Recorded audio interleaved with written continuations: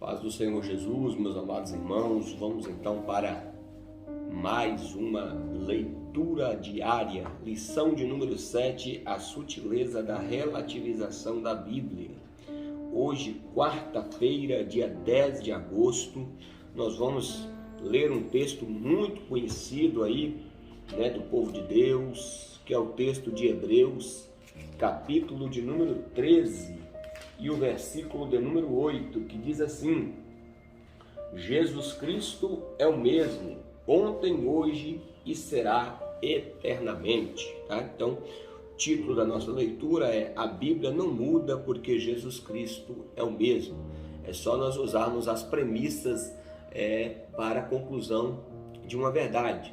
Jesus é verdadeiro, então a palavra é verdadeira. Jesus é eterno e a sua palavra é eterna. Jesus não muda, portanto a sua palavra não muda, independentemente de gerações. Já citei aqui o que Martinho Lutero já dizia, o grande reformador, que a palavra de Deus ela não é nem antiga e nem moderna, ela é eterna.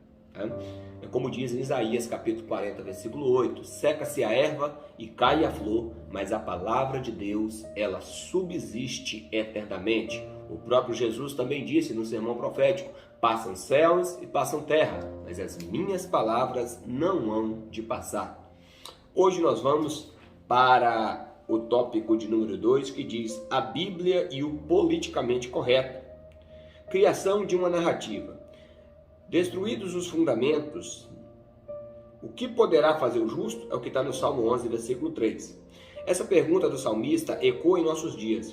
Os fundamentos estão sendo derrubados, destruídos. É preciso observar que isso não é um fenômeno aleatório, pensado. Ou seja, não. Trata-se de uma narrativa ardilosamente construída com o fim de desconstruir os valores cristãos e substituí-los por outros.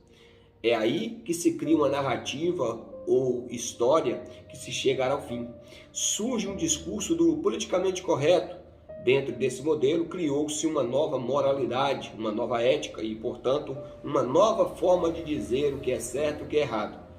Por esse novo modelo, está correto se fazer o aborto e proibir até mesmo a leitura da Bíblia em espaços públicos. Dentro dessa narrativa do politicamente correto, não há espaço para a Bíblia. Então, é a questão do Estado laico, Se o Estado é laico, por exemplo, nós temos que entender que dentro de um Estado laico nós temos a liberdade, mas sorrateiramente, muitas vezes, querem também proibir as chamadas atividades.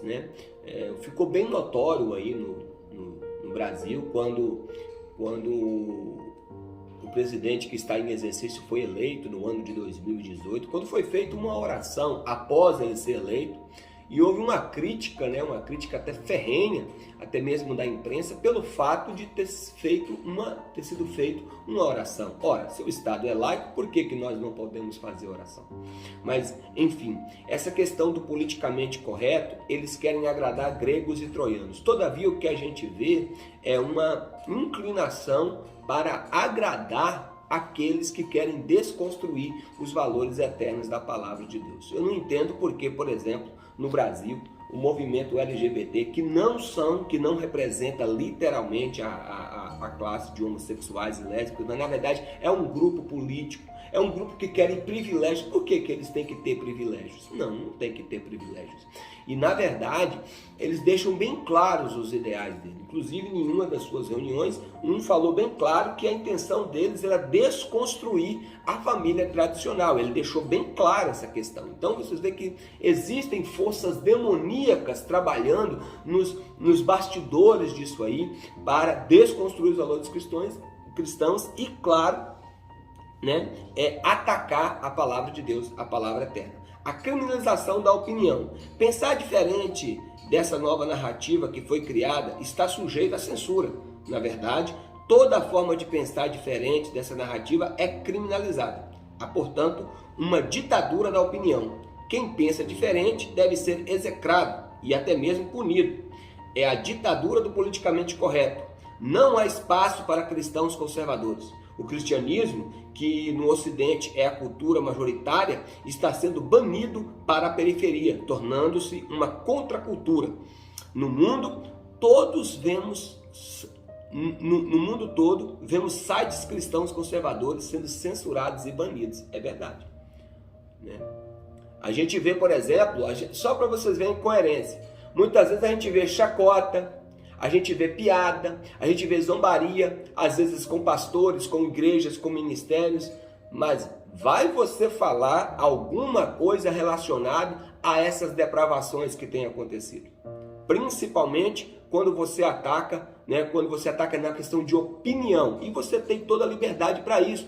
A própria Constituição, eu não sei dizer para vocês aqui agora o artigo, o inciso em que consta, mas vendo vídeos e conhecendo a respeito disso, a própria Constituição de 88 nos permite essa liberdade de opinião. Então, do mesmo jeito que eles podem falar contra nós, nós podemos falar, lembrando sempre que nós estamos atacando comportamentos, nós estamos atacando ideias e não pessoas.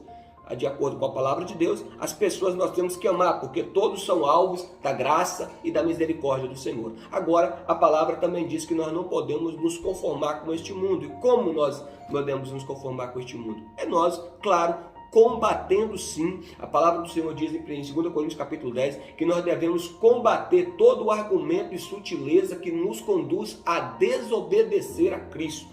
Então, se o que está em jogo é a defesa do Evangelho, Paulo diz que ele foi posto para a defesa do Evangelho. E se necessário for divergir em opiniões para defender o Evangelho, que assim seja. Fecho com a palavra de Martinho Lutero. A paz, se possível, mas a verdade a qualquer preço. Deus abençoe a sua vida, Deus abençoe a sua família. Estamos juntos aí para crescer na graça e no conhecimento do Senhor Jesus.